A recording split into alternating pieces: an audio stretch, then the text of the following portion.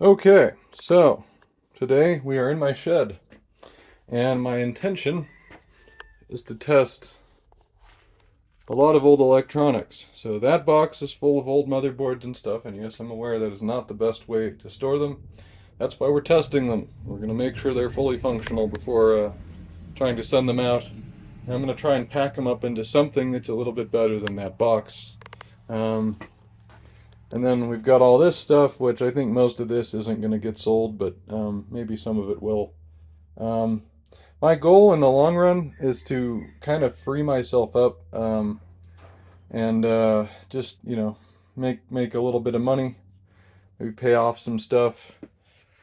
And to be honest, when I was collecting old computers, um, I was a kid, and for me, most of this stuff no longer really has any value. Um, Yeah, I used to think, I mean, and I still do think, if you go on eBay and you check the price of like a Pentium 1 motherboard, they can get kind of expensive, just for basically a piece of vintage computer gear that doesn't have any functional purpose in the modern world. So, what I'm thinking is I need to first dig out a VGA cable. And this is just a cable box, and so most of what's in here doesn't mean anything to me. Not sure what that is, but that should be fine. So there's what looks like a VGA cable, and then let's see here. Sorry, not the smoothest camera movements here, but I've got that TV. That is the only device I have at this point that has a VGA port on it. Let's see here.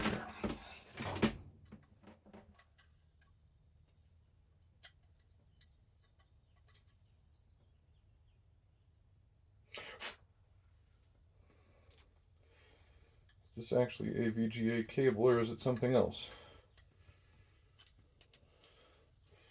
It is. So why doesn't it fit? Is it a little bit bent? Oh, it does fit, just barely. Okay, so yeah, VGA cable. Just gonna create a little testing station here. And this box, by the way, is nowhere near everything I'm gonna test. So, let's see. Should be able to get this turned on. Yep. So the TV still works. The TV is also probably going to get sold. I have no use for a little TV like this. I mean, I guess it could sit out here, but the thing is, when I'm out here, I have no interest in looking at a screen, usually, except in this particular instance where it might make me some money. Let's see. We need a way to get to the inputs menu. Oh, this TV is a pain in the butt, isn't it? Let's see.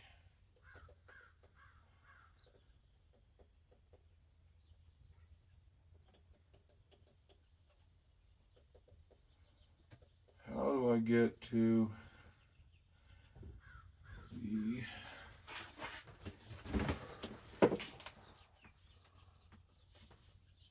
Aha, input source. RGB. That should do it. So now we got to find a machine to test with here. So like I said, there's a lot more to test than just that box. So here we have an old machine. I think I have the faceplate somewhere. Hopefully it didn't get thrown away, but it's an old NEC Versa, I think. So I'm going to take the case off because I don't want to have anything explode in here. So in this case, by the way, sucks. You got to take you gotta take, well, it's weird. It doesn't come off very easily is what I'm trying to get at. Keep kind of prying at it until, ah!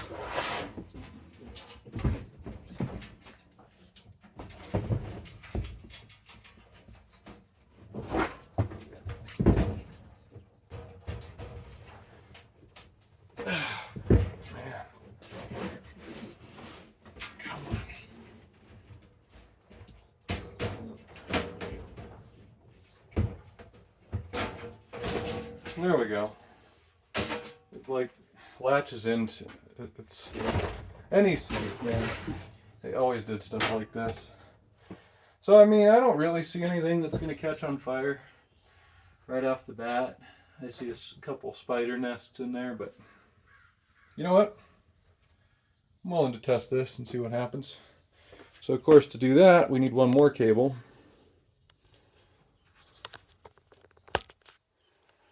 And that is the standard PC power cable.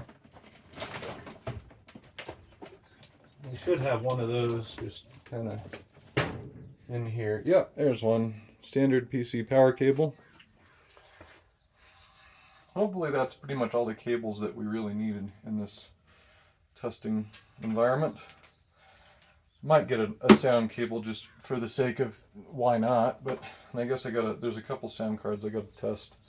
And most of the stuff here is PCI and ISA, so it should be relatively easy to test with this machine. So this might actually be a really good test bench. And the nice thing too is that it's all like right here at the top. So the one thing I want to make sure of is I don't want it to turn on right when I plug it in. I could have sworn it had a hard power button. Maybe not. Oh. Oh, it does, and it's snapped off at some point. So, that's a bit of an issue.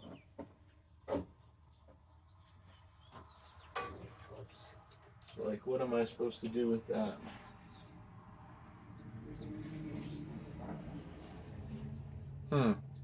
Well, I guess really we just kind of got to see what happens here, so.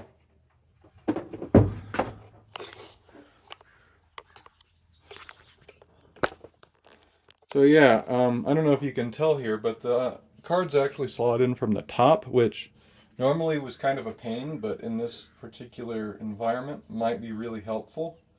Another thing I noticed, the power button snapped off at some point, so that's not very helpful.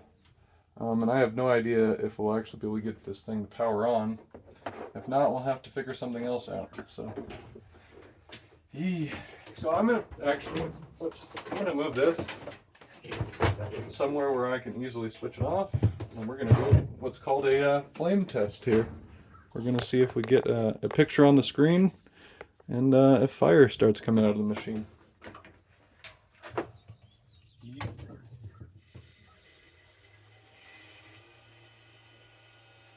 Okay, it sounds horrible. It beeped. It beeped twice. Oh, this isn't turned on.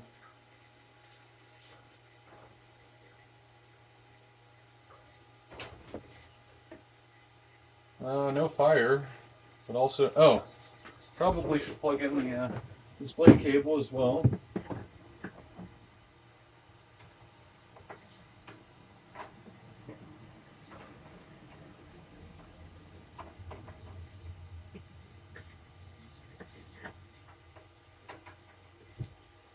Yeah, something, oh, yeah, it looks like it posted. Let's reset it.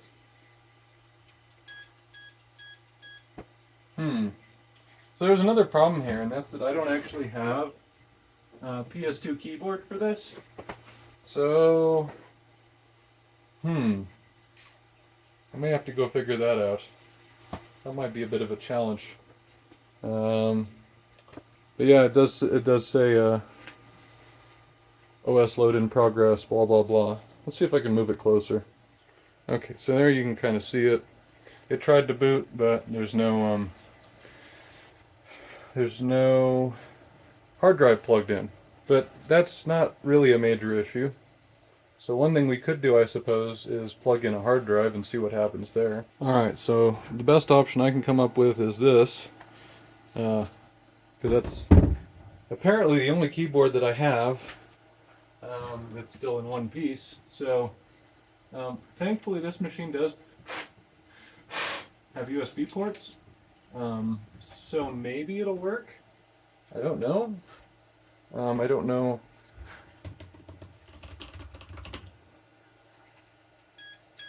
What's even better about it is that there's no way to power the machine off safely. So we'll have to do this and then just plug it back in.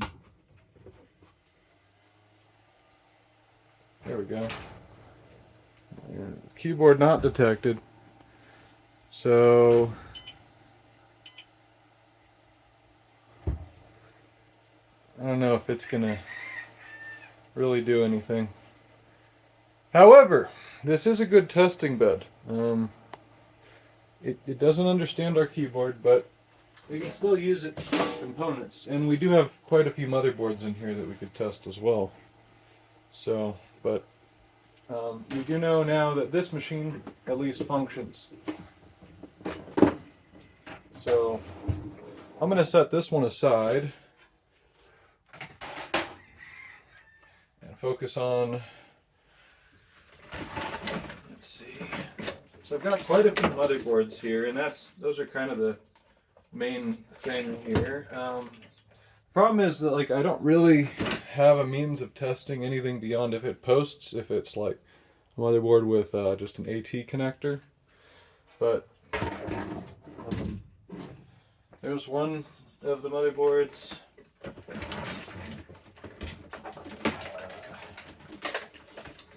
There's a video card. Plastic is not the ideal surface, however, we're also on a concrete slab, and you know, honestly, if I can get it to post, I'm not too worried about it. So here's an, is it AT? Yeah, AT style power supply. It's got some spooge on it, but I'm sure it's just fine, and the button isn't busted off like on that other one. So that gives us a power supply to work with. I'm going to put a point down at the table just so you guys can kind of see what I'm seeing. So there's those things. Another motherboard, kind of dusty and grimy, but that looks to be a Pentium 2 on there. 450 megahertz. So yeah, either a Pentium 2 or Pentium 3. Probably Pentium 3 with an AGP slot, so that's helpful. Problem with this is we don't have a power supply to go with it. So I'm going to set that aside. We've got an old ISA Creative Sound Blaster of some description.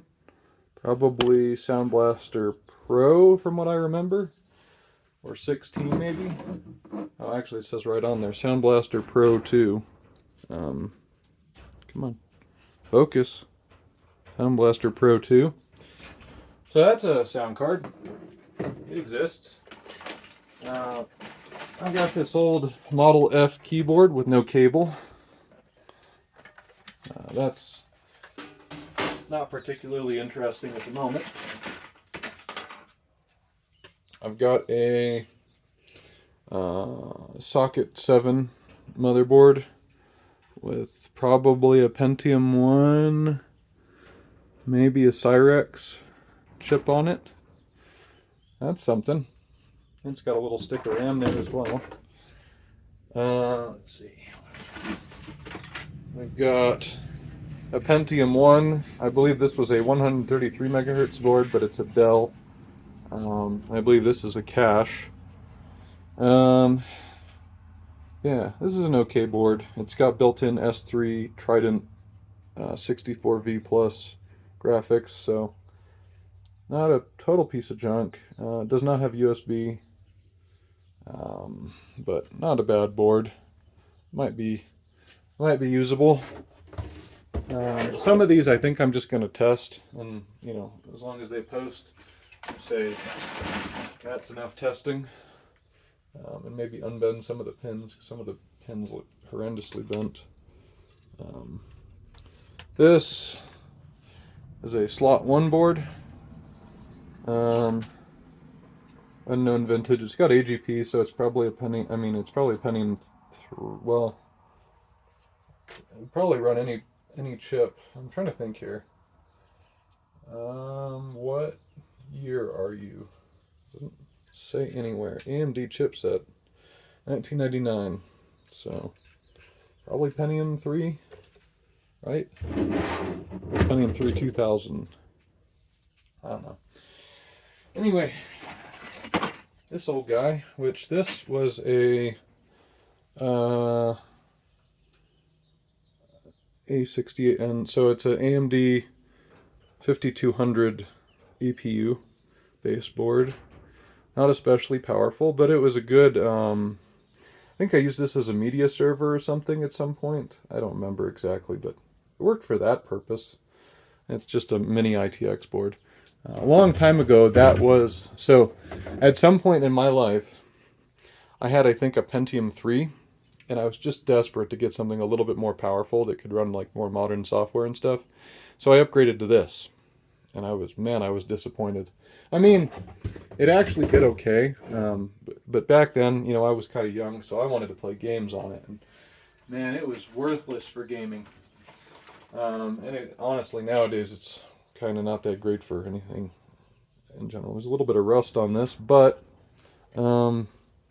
it's this just looks like a parallel port and serial port card. This probably came out of, I used to have an XT class machine. This was probably what, or an AT class machine, I mean. That's probably what this came out of. Man, that machine, of all the things that I could have kept and not gotten rid of, that would have been the one. An A32 from 1996, I believe.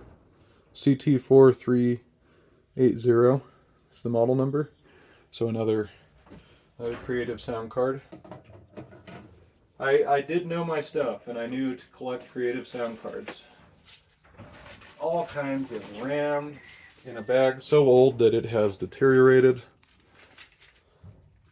There it is.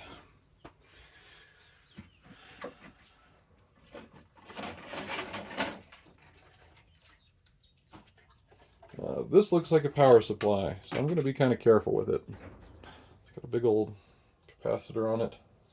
Yeah, I have no idea what this actually does. Set that aside. This, what has it got on it? Athlon 64FX. Not a bad little board. This is getting more into the modern era. I think this board blew up, if I remember correctly, and I removed the CMOS battery from it, so that almost guarantees to me that it blew up. A S3 Trio 64 VGA card.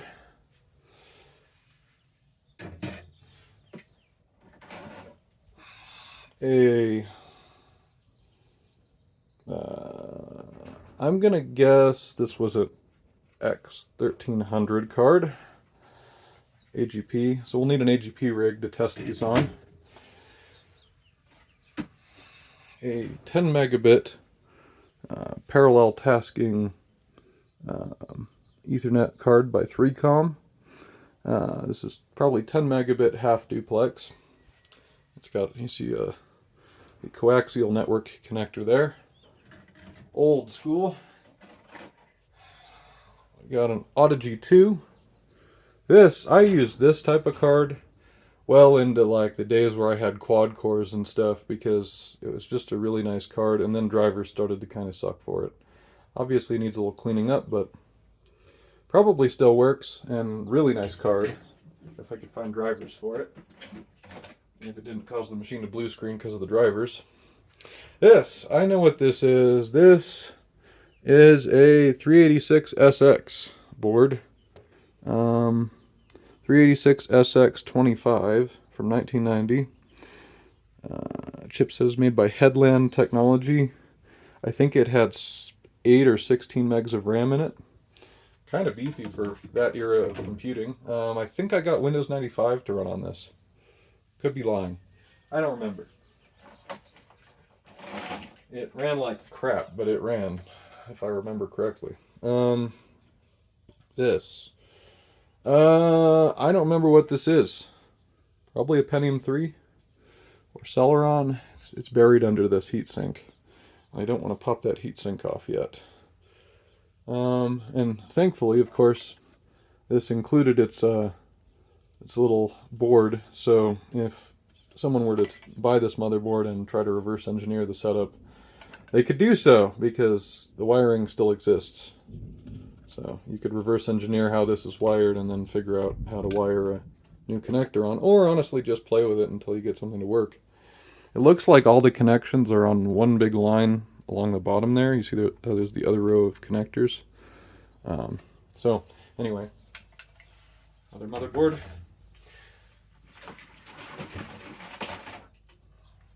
I don't think I ever found a heatsink for this. This looks like a Pentium 4. Yeah. This may have been another board that never worked. Not sure. I would have to test it to find out, and I might not be able to test it because I might not have a heatsink for it. That's alright. Bunch of cords, connectors, cables, whatever.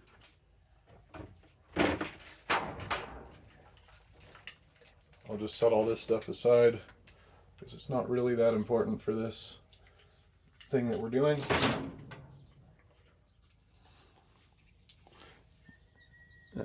Ethernet card, probably 10100. Yeah, fast Ethernet 10100. Made by Network Everywhere is what the chipset says on it. I think it was some standard chipset, but I don't remember who made it. Cool. I think this may have been like a really cheap card we got from like Surplus Computers. I don't know if anybody remembers that site. Might still be around. Surplus Computers, they used to have a lot of outdated network or computer stuff that you could buy for really cheap. We're getting down into the grungy part of this. This is a kind of rusty and grungy, let's see, what does it say on it?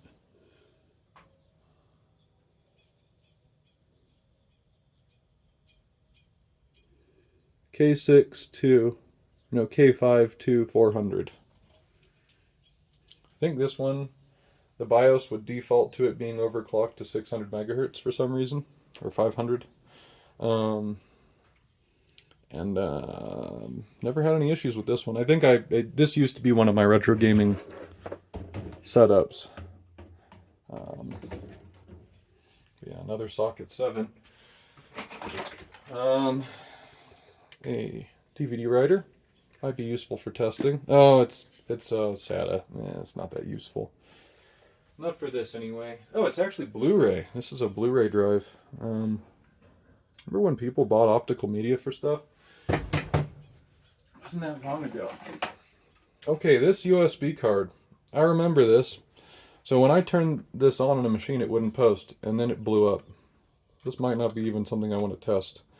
I think I was clinging to this because I really wanted a USB card for some of these older machines to test with, but I don't think it works, so. And now we got thunder, so it might start raining and lightninging out here, and it might not be ideal time to test anything.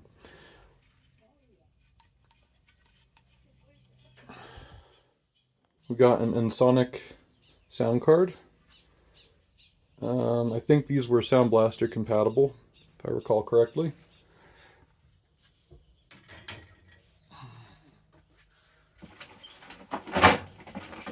And Creative Vibra 16C. Probably Sound Blaster compatible. I think this came out of that NEC machine that we were testing with earlier. It's ISA also, so that'll be a good tester. A modem. 3-com modem. Not too exciting. Modems aren't that exciting to me anymore because there's no phone lines. So, yeah. In my life, I've had trouble even finding a phone line that was connected ever. So, another Audigy 2, by the way. Like I said, I really liked the Audigy 2s. I used to collect them. Another Audigy 2. That's 3. Oops. 3 Audigy 2s. A SCSI card. That is a storm. Oh yes. Look at all that. Awesome. Cool. And just to kind of make the point here, most of the point of what I'm getting at here is kind of that I'm getting out of this. You know, I used to collect retro computers, but I'm trying to kind of lighten myself up so I can have the freedom to move wherever I need to move or do whatever I want to do. And having a big old computer collection that I truck around each place that I move to is not really helping me. And for a long time I thought I was going to do like YouTube videos of these things, and maybe I will make a few, but there's some CT4810 Sound Blaster. A lot of Sound Blasters. We're getting to the bottom of the bin here, but we're not by any means out of stuff to go through, because this bin is only the first little bit of what I've got here. This is a video card of some kind, a 3DFX, so this is probably a Voodoo 3, most likely, or Voodoo 2 3000.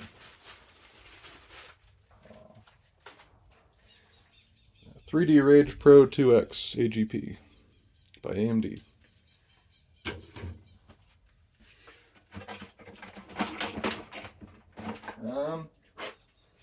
This is a SingLabs ET4000AX Orchid Technology Pro Designer 2. I think this uses the it's not VGA. I think it uses the IBM Color Video Standard, if somebody can remember what that's called, from the 80s. This is kind of a rare video card with an even rarer monitor associated with it. iPod video, 30 gig, so not the classic, the video. It's not even too beat up, honestly. I've got a couple of those knocking around. Probably doesn't work, but it exists. Oh. Big Thunder. Vector Man for the Genesis. That's been buried for a while. An IDE cable, which might be useful in our testing endeavors. A Caviar 22100 drive, which is 2 gigabytes roughly. Well, 1.9 gigabytes.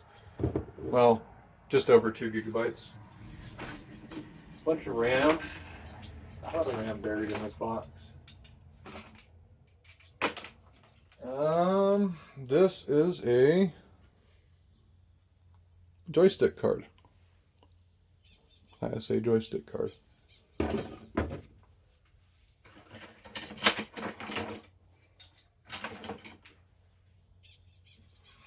A ISA BIOS diagnostic card.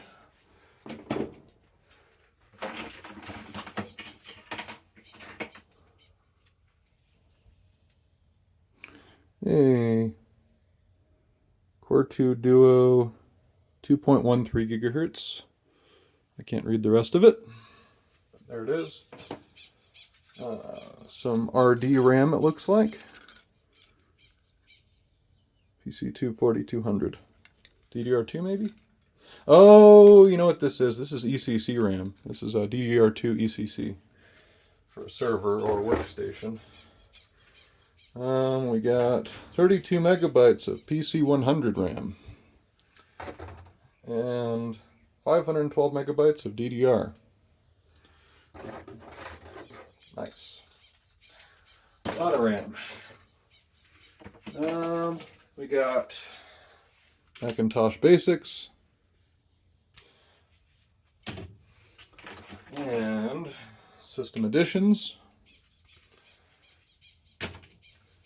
and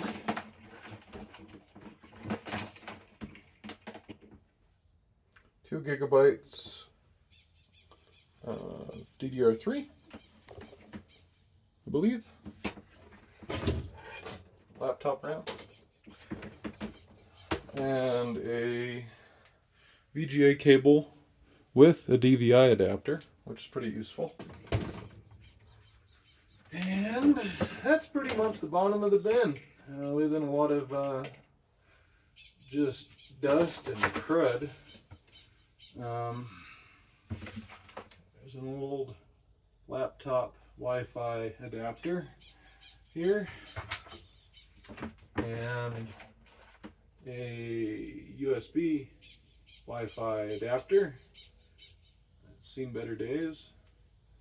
Might still work. I think I used it at some point. MPX EN5038B. Ethernet card. And that's pretty much it in this little... Oh, and then a random thing with a lot of capacitors on it that I don't know what it is. Cool. So that's pretty much the bottom of this box.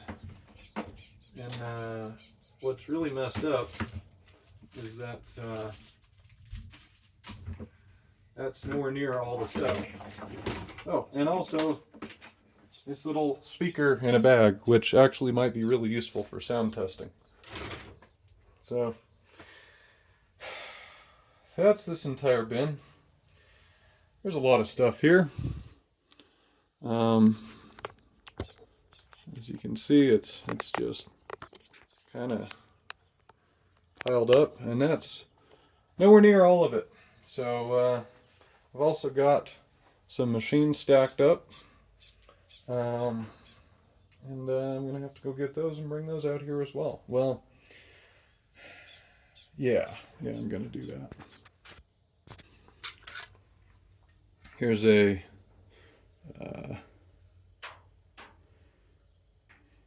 3DFX something.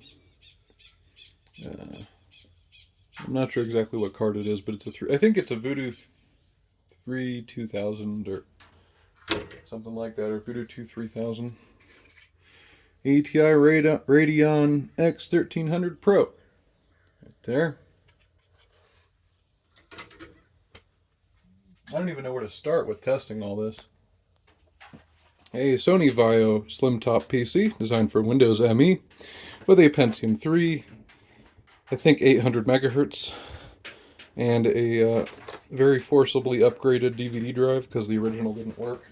Because back in the day, I used this computer. It wasn't just a collectible for me. I actually used it as a primary computer. I also have the original monitor for it. I'm sure both of those pieces work. A Toshiba Satellite Pro laptop. This one was a 486. It's a model T2155 CDS. It's got a passive matrix screen, so not the best. It's alright though. It also has a built-in power supply, so you can plug it straight into the wall, no brick. Yeah, and it looks like it has a drive in it, so it might boot, maybe. Wouldn't count on it, because a drive of this vintage isn't really guaranteed to boot. This was more of a pride and joy kind of collectible that I might keep, honestly. Because it's got sound, an active matrix screen, and it was a Pentium laptop. This might honestly, this might be the laptop I keep as part of my collection, but I don't have a power adapter for it. But yeah, Windows 95 based laptop. I think what happened actually is I grubbed the hard drive out of here and put it in that other laptop. Because, yeah, didn't have one for that laptop. A Macintosh Performa 630 CD. Not much to say about this one, although I think it does boot. A Quadra 610. Not much to say about this one either. I think it also does boot. A Performa Plus display. It's raining quite a lot now. An HP, let's see, it says Windows 2000 and Windows ME. It's probably got a Pentium 3 CPU in it or a Celeron. It has a Windows ME license. Pavilion something. No idea. And a Zeus 386 based laptop. Zeus Notebook 386. If I recall correctly, this had a red phosphor LCD screen, a red LCD, whatever you want to call those. The Zeus 17, I don't know, man, 13709 maybe. Confix Incorporated. It's probably a corporate computer at some point. It had an IT company associated with it. A HP, another looks like a Pavilion as well, but slightly newer. Windows XP. Probably a Pentium 4, designed for Windows XP. Compaq NX 9010. And no, I don't have power adapters for any of these. That'll be interesting to figure out. Let's see. I don't actually know what this was.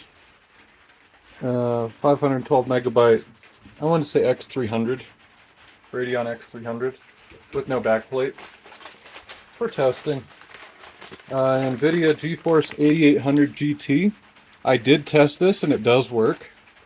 Or no, I think it's a GTX, and it might be 640 meg, but I know it works.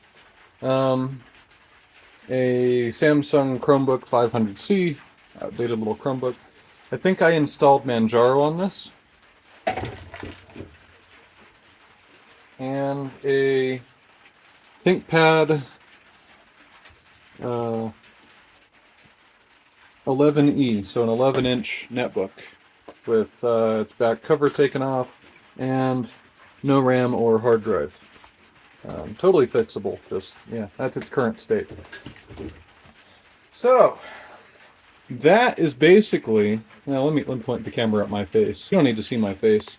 Look at all this stuff. Look at all these objects and things, possessions. This is basically my whole computer collection. And this is all for sale. Getting rid of all of it. I don't want any of it, because in my life, where my life is headed, I need to lighten up on the stuff that I have. I already, as far as the old video game stuff, I think I know of someone who already wants all of it. But yeah, the rest of it has got to go. So yeah, I'm going to be testing all this. I'll make some videos maybe where I test it. Or maybe that'll all be part of this one big long video. I don't know. I think it's probably better split off as separate videos. But anyway, hopefully you enjoyed just taking a look at some of this time capsule of old electronics that I've kept around for whatever reason. And I'll see you in the next video. And bye now.